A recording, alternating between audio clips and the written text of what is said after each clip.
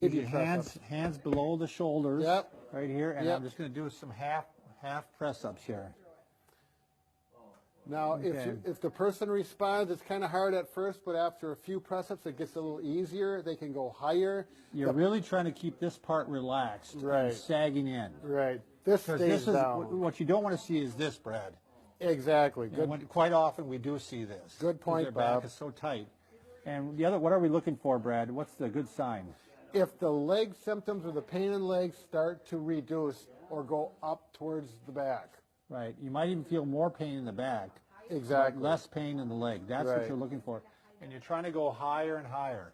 Just this week, I did this exact same exercise with a patient. She had numbness in her shin. We did 5 of these. She said, "Oh, my shin doesn't hurt anymore. It feels normal." So I said, "Let's do some more." Right. And so once you get up to this point, this is the basic exercise. Now we're going to show you the advanced exercise. Let's say you've been doing these for a while. You're kind of stuck. It has helped, but it's kind of stuck. You're still having some pain maybe in the buttock yet. Right. The pain is, the symptoms in the leg are symptom-free. The numbness, the pain is gone, but it's still here, and it's here, and we want to get it all the way to the center right there. So now we're going to take either a belt or a rolled sheet or... There's one more thing, Bob. Oh, you want to do the sagging I want one? you to lock your hands Okay. out.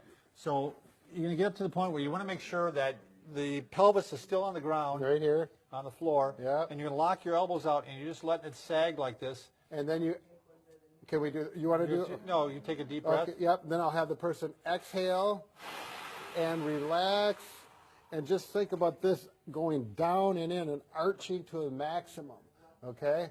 And as long as the pain goes away here and feels more in the center, you're doing just fine. And if that helps, but you can't get it all the way and you want to get a little more pressure on there, in the clinic, us as therapists, we're going to put our hands on her and do some work that we know how Get to some do. extra pressure. But at home, why don't you lay down, Bob? I've seen some people even do this, Brad, Sure. wiggle a little bit like this Yep. when they get up Yep. in this area here.